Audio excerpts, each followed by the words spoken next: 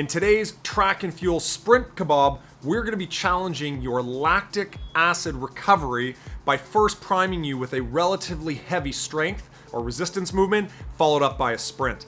The idea behind this is to prepare you for how your legs need to get rid of what makes you feel like you've got cement in your feet. And that product is called lactic acid. So the workout consists of 3 parts. Part 1, you are gonna get the heaviest kettlebell you have, or kettlebells, and you're gonna swing them as many times as you can, just before technical exhaustion. That's gonna prime that lactic acid and your body's inability to move as fast as it can. That's right, we're trying to put you at a disadvantage here. Following that max effort, you're gonna go for a 400-meter sprint. You're gonna run as hard as you can. Know that your legs are gonna feel terrible, that is normal, but you're gonna buffer. Buffer means that your body is going to get rid of that lactic acid so that even though it's not gonna make it easier, you're gonna feel like your legs aren't quite as heavy. We repeat this 5 times and you're gonna do a round every 4 minutes. So that means as soon as you start those swings, you're gonna have that timer starting at 4 minutes. Once you're done those swings, you go into a full sprint 400-meter run, and then whatever is left over in the 4 minutes is your recovery. Your sprint times will decrease, but these should be faster than what you'd have if you didn't have the rest, right? So if we're doing a workout where we've got kettlebell swings and 400-meter runs, but there's no rest in between, your 400-meter sprint intervals are gonna be slower, right? So this one, you wanna go a little bit faster. Swings, 2 kettlebells, depending on the weight that you have. I went with 1 single kettlebell. I have a 97-pound kettlebell. I think it's time to upgrade, by the way. Increasing that weight, it's also easier to carry that. But for some of you, if you're maxing out at 53 pounds or 35 pounds, you got a pair of those, just double them up. The double kettlebell swings are tougher at the equivalent weight of a single kettlebell swing.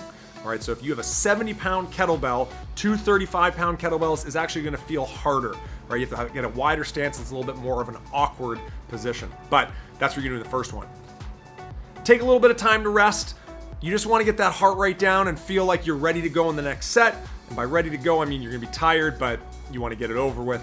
Now we're going into the full lactic acid burn mode, which is going to be max weight on your squats, goblet squats, then followed by a 200-meter sprint. So this is gonna be a little bit more anaerobic in a sense that these squats are gonna feel harder than your swing, so you're probably gonna get fewer squats. And then 200 meters is obviously shorter than 400 meters, so you can go faster. Okay, so your split should be faster. This is done every 3 minutes. Same format, max effort squat, so max weight, max reps, followed by a 200-meter sprint. Start a new set every 3 minutes. Your legs here really now, the first few steps feel like concrete. You'll probably laugh. The first couple steps are comical. But again, we're working on that buffering system. And just know that even though you're not running as fast as you could 200 meters on its own, you are going to be running at a good speed. And the other thing I want to make sure that you are aware of is that that lactic acid feel, that should start to dissipate throughout your 200 meters. It doesn't make it feel any easier, but your legs shouldn't feel like concrete. For the final part, we're going into a core finisher. So still some strength endurance here. We're gonna go with 30 cross climbers. Now you can do that with either your fists or from your palms, whatever's more comfortable. Make sure that knee gets right to your forearm. After you've completed those 30, you're going into 16 jumping lunges. Those 16 jumping lunges, the back knee has to touch the ground, and then you're sprinting 100 meters.